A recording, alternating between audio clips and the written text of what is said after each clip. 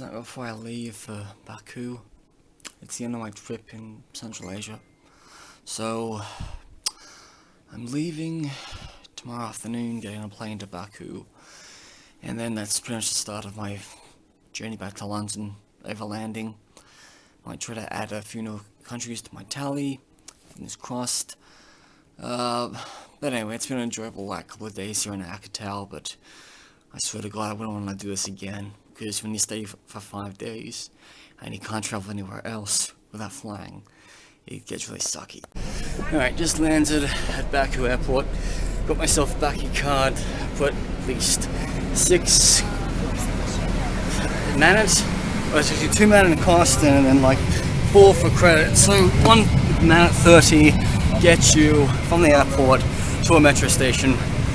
Takes roughly about half an hour. This is my second time in Azerbaijan. Immigration was a breeze. It was like, therefore, tourism, Sheki, Baku, Quba. Didn't ask me anything about past trips, or even, So, wish me luck. I've got to get to this bus station in time for a bus to Quba. Alright, 2 o'clock, leaving Baku airport. It's my first time in 4 years back in this part of the world. Get to make a grand entrance by flying in from Akatau. So for now, I can actually travel all the way back to London without flying if I want to. It may take, a bit of time, but it doesn't matter. I mean, I went from London to Istanbul 10 years ago.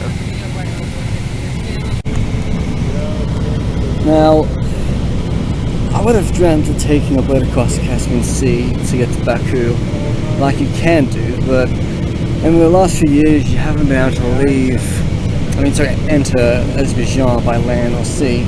It's okay to leave by land or sea, but these days if you want to come to Azerbaijan you have to fly in from Europe or Asia or the Middle East. There used to be like a direct flight from New York City that went from JFK all the way to Baku. So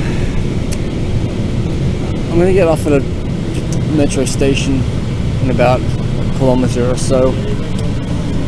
It's going to cost you like a Manat 30 this bus, so I reckon it'll probably cost the same to get off the tube or metro, and then I mean, I had a good time in Baku many years ago. I took a train from Tbilisi, saw all the major sites, the flame towers, saw the old city, even though I didn't really pay any money to get into those major sites. Up around here, I think there's like a big venue, which is in the shape of a curve. So, oh yes, this is all familiar to me. Alright, so I'm at Gulu, and there is a metro station Green Line. You get a bus from the airport, drops you off here for, as I said, 130 Manat. I should be in walking distance from the metro. I said 450 meters, so shouldn't be too far away. My shoes are really falling apart.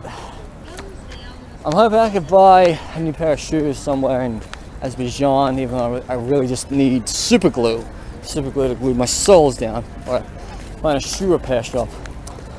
Anyway, I'm gonna go find a metro which will get me into the city center. Nice.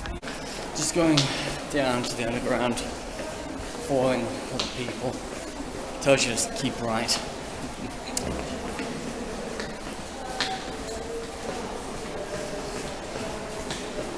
Got no idea how much this metro trip is going to cost me, but it's going to cost me buttons, I believe, so I've got credit to my card.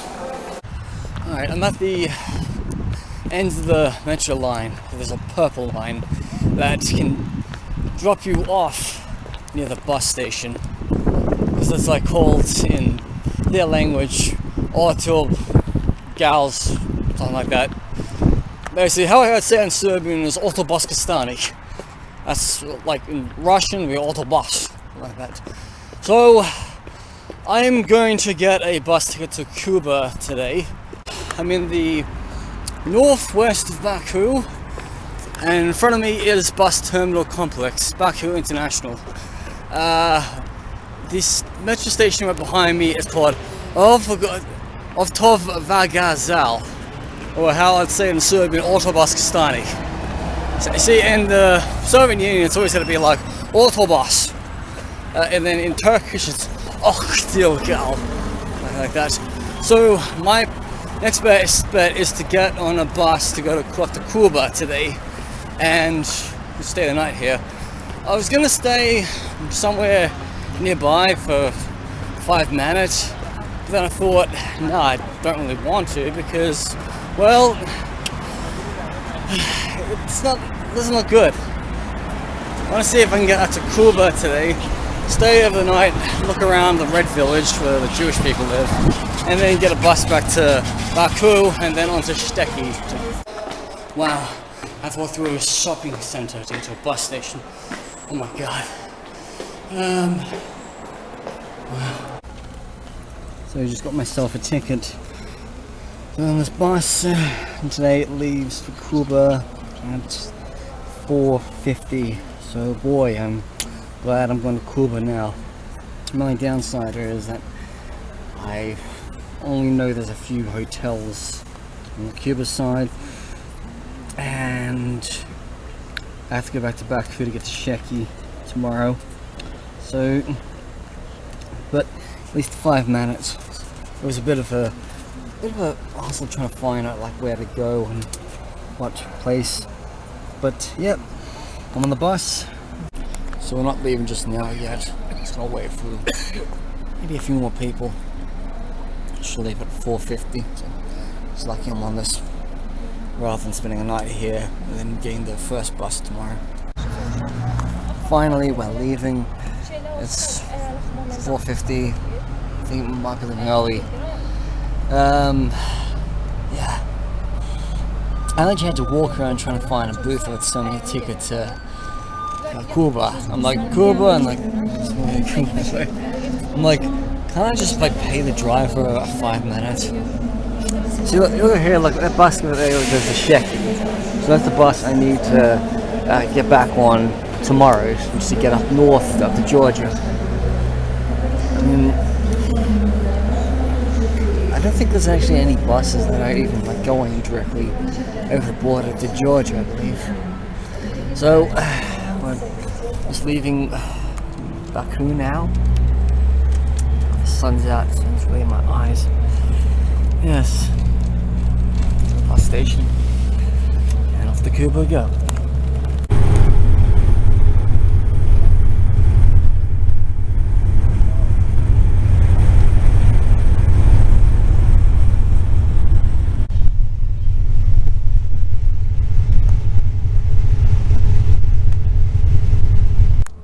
Falling asleep a little bit on the bus, and just halfway to Quba. Not Cuba. Quba. So, spelled like Q, say like a G. Quba. Yes. Wow. This village. So many little tiny houses. Like, it's all neatly tucked away over there. Across the road from the freeway, the main road. Wow. Oh, there's a sheep.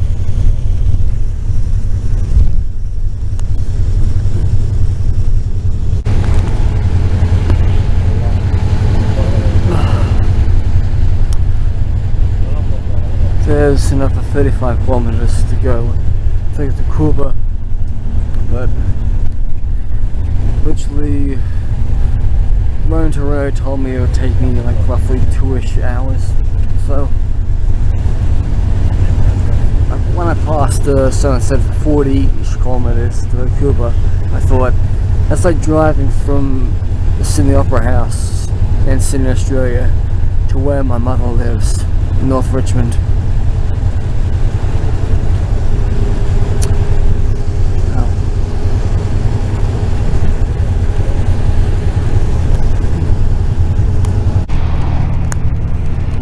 Only about a few kilometers hours away from Quba.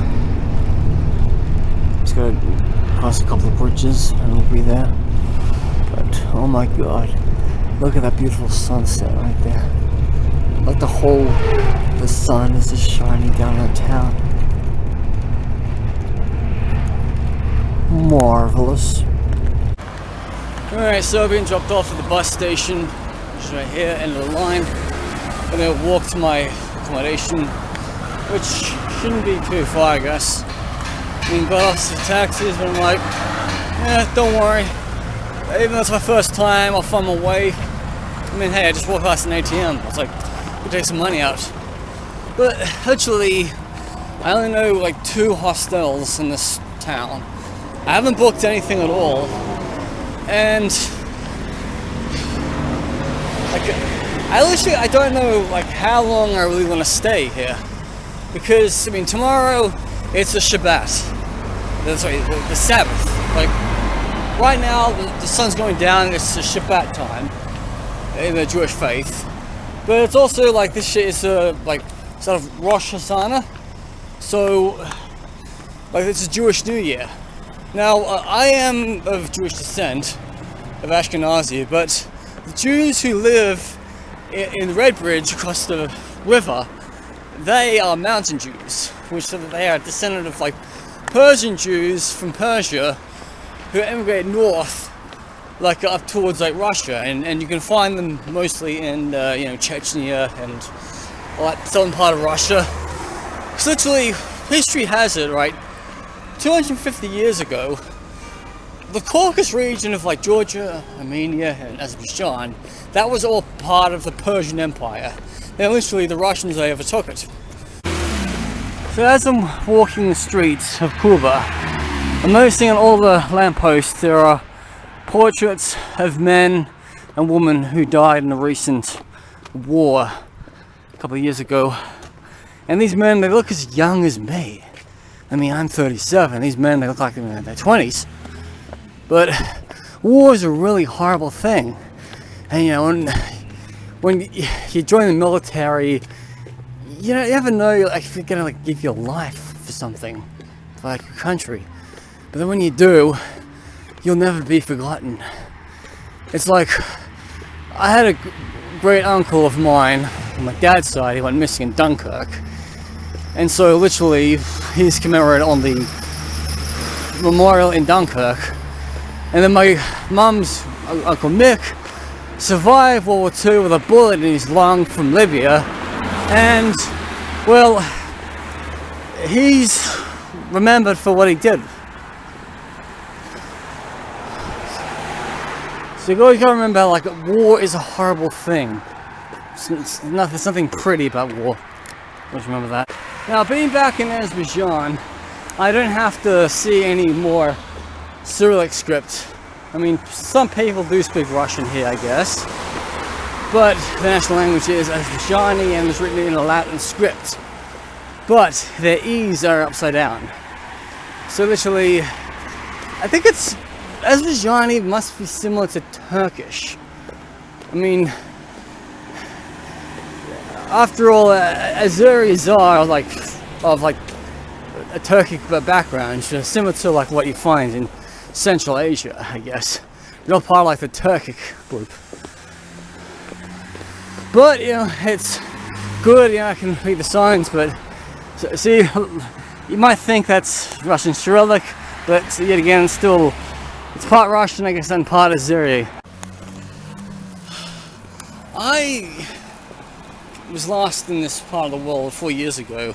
I had a week off work, so I flew to Kutaisi, took a bus to Tbilisi, took the night train to Baku.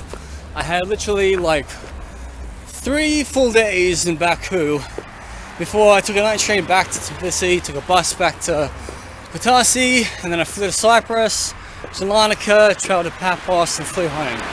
All within 7 days.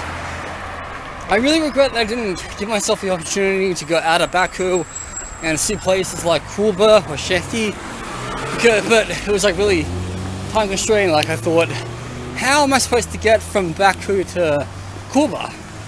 I didn't really know much about timetables or travel. I thought maybe there's a bus, maybe there's a train, maybe there's a taxi. So, finally in Quba right now, but I literally got no idea when the bus back to Baku is tomorrow.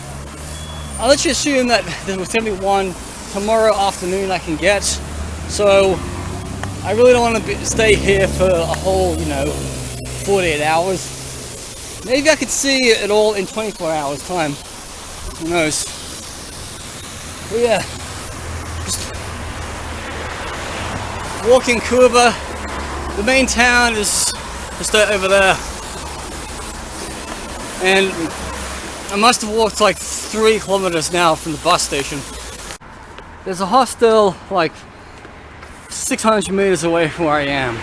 When I was looking into places to stay in Quba, I found this place, but then booking.com, they were going to charge me like 24 quid for a room, which it seems fair enough for this part of the world, but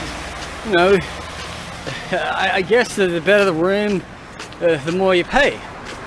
Then I remember I pinpointed a few different hostels in this region, there's 2 of them. So if I keep walking in a straight line, in about a kilometer or so, I'll be able to find an ATM, and then walk past a hotel or a hostel, which I swear to God, I hope they have a room for tonight, because if they don't, I'm going to be in a bit of a strife, I'm going to be a bit of a pickle, which this happened to me in Honduras many years ago, and I won't let it happen again in Azerbaijan. Just stopped by a really nice tea place next to the bank, get some money out, pay for my accommodation for today, and then just enjoy some tea for 2 Manat, or like $1.30 American. Good value though, I guess. And I only had like 1 cup. They gave me a couple of slices of lemon and some sweets. It's nice, really nice over here, the tea. I've always enjoyed it. And their baklava is called Paxlava, and it's to die for. I've been seeing people selling it out of the windows. So I'm going to try some of it maybe later on tonight or maybe tomorrow, but I actually think it's my best interest is to find my hostel and just knuckle down for the night, get up early tomorrow morning, even though it's Shabbat. I know the museums on the Jewish side are not going to be open tomorrow, which is fair enough, because it's Shabbat, but it'll still be nice to have a look around. I've got my kippah on in my bag, so I feel literally at home when I go visit the Red Village. Closing in on my hostel for tonight, which is a bit of a later check-in. Normally I tend to check in with these hostels 3 o'clock-ish, but I landed at like 1:30 today in the afternoon. I've gained an hour by crossing the time zone, and I made it up to Quba instead of waiting until tomorrow. So I've achieved a lot today. That's 4 crossroads from my hostel. I was walking by a guy who basically had his hands in some flour making some paxlava, and I was like, I'll come back tomorrow, okay? So look, boys and girls, it's the flame towers in Baku. That's where you come to Baku to see these flame towers. Alright, I was trusting my instincts. There's no hostel back there. Walked into like a backyard of people, and I was like, do I really want to ask them if this is a hostel or not, because there's no signs anywhere. I thought maybe there isn't a hostel, maybe it's gone broke, maybe it just doesn't exist anymore, or maybe it's not probably advertised. So forget it, doesn't really matter. I'm just gonna keep looking for a hotel. So forget the hostel. Although I could walk back into town to where the other hostel is and basically just ask how much for a night, but it's the other side of town, you know. Maybe I'm gonna try to find something local. 2 weeks ago, I was walking in Osh trying to find the hostel I booked on booking.com. I couldn't find it because it wasn't listed properly on Google Maps, so I just basically said, F it. I'm gonna go try to find a hostel anywhere in town. Doesn't matter like where it was. And I did. I found one for 600 Kyrgyz som, which is okay, it's a good price. Fast forward 2 weeks, I'm in Quba, Azerbaijan, and you know, yet again, I can't find the hostel that I pinpointed, and I'm not really happy that people aren't really, they're not advertising the things. I mean, okay, it is a small town in Azerbaijan, but you want people to come here. Like, seriously, there are going to be a lot of tourists, either from, you know, Israel, America, the West, and they want to come to Quba.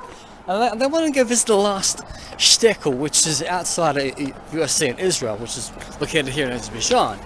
But we're not going to stay in Baku and take a day trip up, no way. We're going to, you know, go to Quba and stay here overnight, and then go back to Baku. You won't believe the amount of odd shops that are still open. Like right now, there's like a shoe shop open down the road. There's, what do you call it? There's like a furniture shop up there still running. And it's 8 o'clock at night. Back in London, all the shops would be closed right now. It's close of the day, go on home, that's it. Yeah, but here in Quba, you know, business as usual. 8 years ago, I was in Brunei, Jerusalem. I was in the capital, BSB, and I found the only hostel in the whole of Brunei, this youth center. But sadly, the receptionist wasn't open, so they couldn't get me a bed for the night. I ended up having to pay about like 120 bucks for a room at the Radisson Hotel. And I have not paid for hotels that pricey since I was in America. But then, fast for 8 years, I have never ever spent like more than what? 40 quid a night on a hotel room. I mean, even when I went out to Macclesfield to do the Joy Division vlog, my hotel room was £36 sterling. I would never want to spend anywhere in the world 30 quid on a room, no matter where I was. No matter if it was, you know, the Western world or the Eastern world. I don't spend a shitload of money. I don't stay in all those bloody Hilton hotels or what you call it. I mean, last year I had an offer to work for a hotel in London, but I turned it down. If I kept my mouth shut into the job, I could have had discounts and staying in these bloody aloft places, but oh well. On the main street in the dark, I have come across the local mosque right here, red. Yeah, the town across the river where the Jews live, they call it the Red Town. So red is like the color of this place. And I hope to God my accommodation is in walking distance. Well, looks like I'm here, boys. I cannot be a man of a word until I know where to go. Well, I found a hotel for the night, and I decided that I was going to stay 2 nights, make the most out of this part. The owner's trying to persuade me to go on this tour tomorrow, but I'm not really too sure I want to venture into the unknown. I mean, this is a really nice part of Azerbaijan that I've never explored, and I'm really looking forward to going to the shtetl, like the Jewish village in Red Town, just over the bridge. So, I'm gonna get some sleep right now. It's Metalhead, over and out.